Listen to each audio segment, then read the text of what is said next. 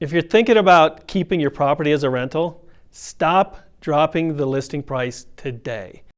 It is killing your deal. It is making it impossible for you to get the best rate, the best terms to keep this as a rental.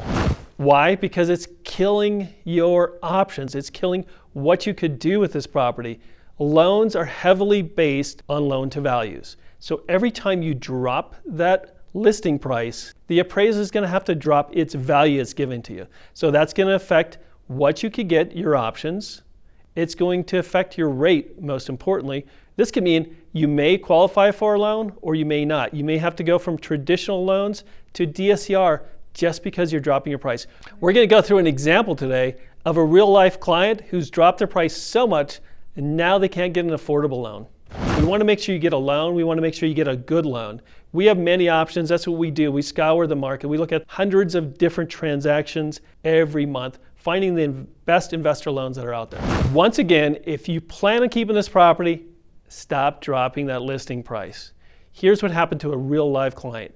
He started listing a property back in end of July, early August, and the reason was it took him too long to finish it. He was in that mode of everything was going great for the last 7 to 8 years, so he kind of slow played a few properties.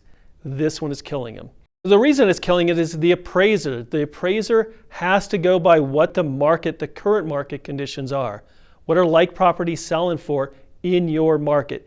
If your price and other prices keep dropping, and if you keep dropping it even over and over, what that's telling the appraiser is it's not selling for that price, so it's not worth that value. It doesn't matter what property sold for 3 or 6 months ago.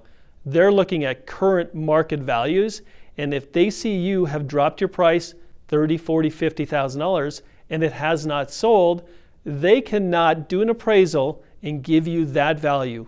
Typically what you're going to find is your last listing price, your appraisal probably will come in 1 to 10% lower than that. Every time you're dropping that price, you are killing your options in the lending world.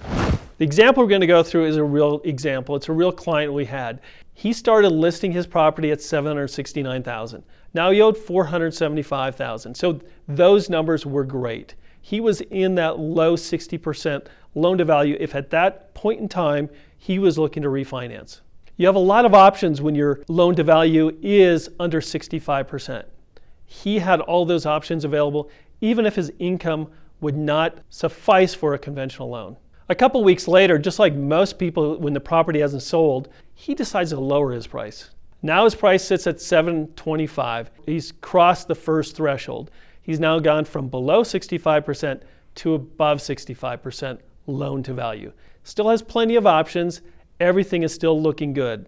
1 week later, he decides to drop it again. His realtor talks him into going below $700,000, so now he's at $699,800. The drop does not get him into a new category, but now he's dropped it 3 times. Once again, when an appraiser is going to go back and look at this, they're going to see these continual drops and the property's not selling. 8 weeks in, he gets desperate because he is making those payments. It is becoming a negative cash flow, and he drops it to $649,000. Now he's crossed the threshold between 70 and 75%.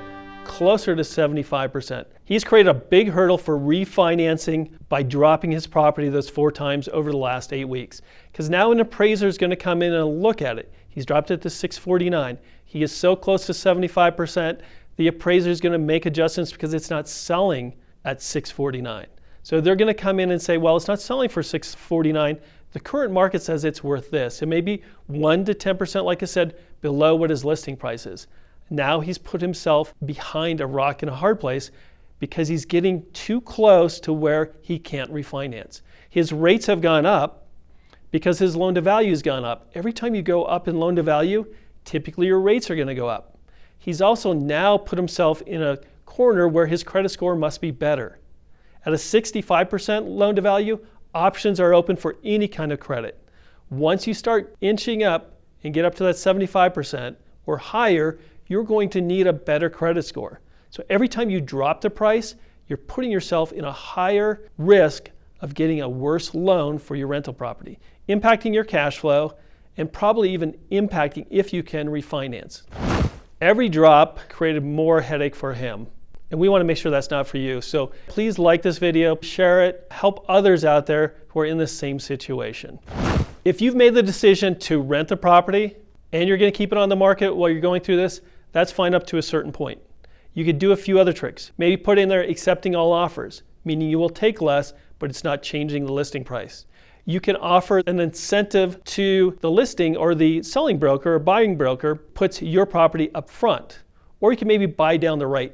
2 points, like on a $500,000 loan, costs you $10,000, can buy down a rate up to 1 point for your person who can now qualify. Maybe that 2 points helps them qualify with their debt ratio. These little tricks do help. We just want you to be aware that when you have a property that's listing and it's not selling and you want to keep it as a rental, you need to stop lowering the price. We are here to help you, but help yourself too. Stop lowering your price so you stop making it more difficult on you to get that loan. If you have a loan, you want us to look at it, price it out, see where you cash flow, just email us. We'd be glad to get back to you within 24 hours and let you know exactly what we can do.